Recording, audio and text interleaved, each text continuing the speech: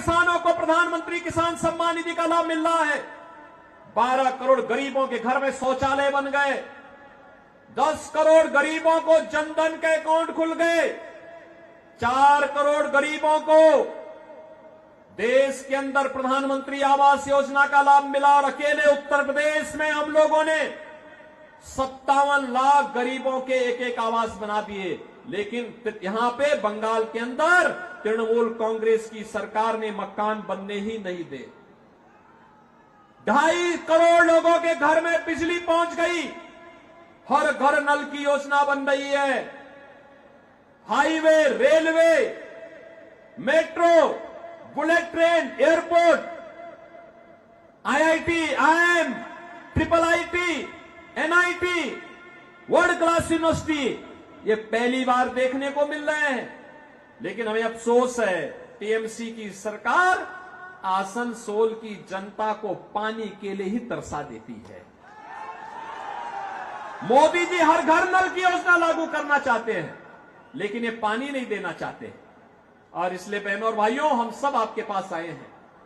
5 वर्ष में यहां पे मैं देख रहा था, इस सज्जन भगवान राम की फोटो लेकर के खड़े हैं। थोड़ा उधर भी दिखा दीजिए, पब्लिक को भी दिखा दीजिए। देखो, अब देखो, यहां पे रामनवमी की शोभा यात्रा नहीं निकल रही है। उत्तर प्रदेश के अंदर 50,000 स्थानों पर दुर्गा पूजा के आयोजन होते हैं। 50,000 स्थानों पर।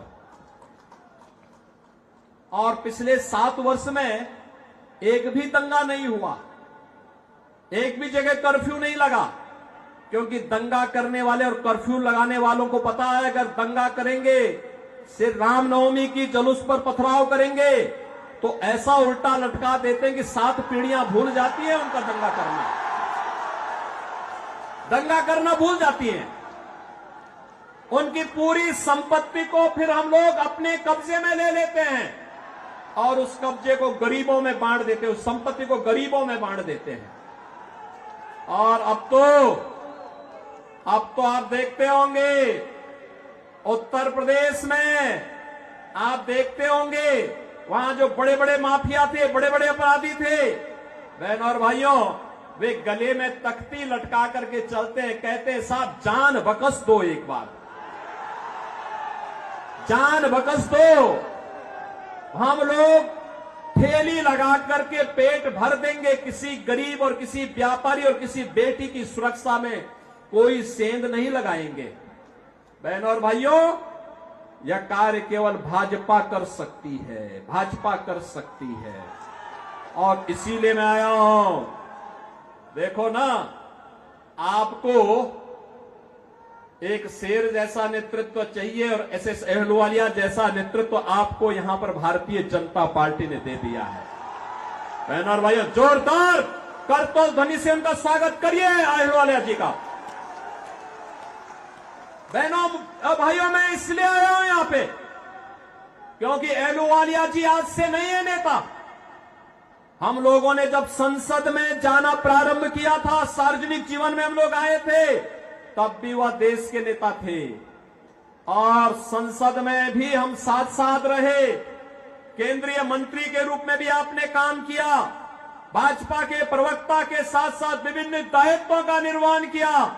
और आज आसनसोल का सौभाग्य है कि भारत माता का एक ऐसा सपूत आज आपके बीच में, जो इसी माटी का सपूत है, जिन्होंने इसी आसनसोल में जन्म लेकर के यहां के विकास के बारे में, भारत के विकास के बारे में, भारत को दुनिया की बड़ी ताकत बनाने के लिए और मोदी जी के आत्मनिर्भर और विकसित भारत की संकल्पना को पूरा करने के लिए जिनमें जज्बा है कार्य करने का, शेर जैसा दिल है, जूझने की एक प्रवृत्ति है, ऐसे अहलुवालिया जी को भारतीय जनता पार्टी ने, मोदी जी ने अपना प्रतिनिधि बना करके आसनसोल में भेजा है।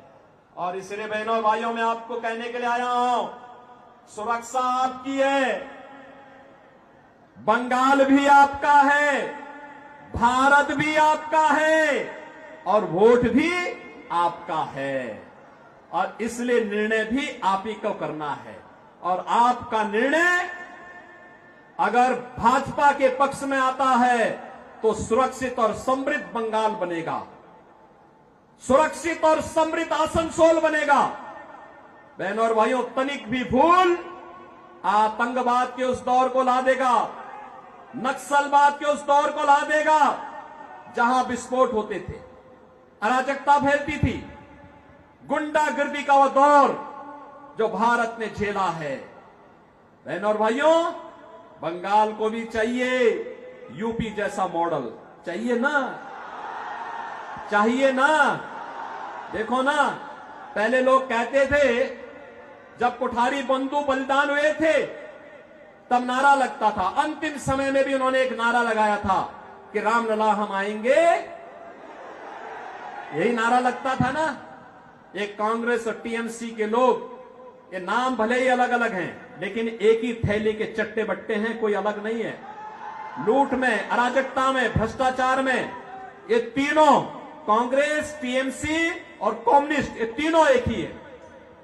नाम भले अलग अलग होगा क्योंकि लूट का तीनों का तरीका अलग अलग है, लेकिन तीनों एक हैं। इसलिए तीनों पे विश्वास नहीं करना, हमें आध्यात्मिक परंपरा को समृद्ध बनाने के लिए कार्य करना है। और आध्यात्मिक परंपरा को आगे बढ़ाने के लिए मैं आज आपके पास आया हूं यही कहने के लिए कि यह हमारा दायित्व बनता है कि गुरुओं की भूमि को, आध्यात्मिक गुरुओं की इस भूमि को, क्रांतिकारियों की इस भूमि को मोदी जी के विजन के अनुरूप सोनार बनाने के लिए 13 मई के लिए चौथे चरण में आपको चुनाव करना है। बहनों और भाइयों, चुनाव के दौरान प्रत्याशी का घर घर जाना कठिन होगा। एक पार्लियामेंट्री कॉन्स्टिट्यूंसी काफी विस्तार होती है और मेरी आप सबसे अपील होगी, मोदी जी का प्रतिनिधि बनकर के, अहलूवालिया जी का प्रतिनिधि बनकर के घर घर आप स्वयं जाइए।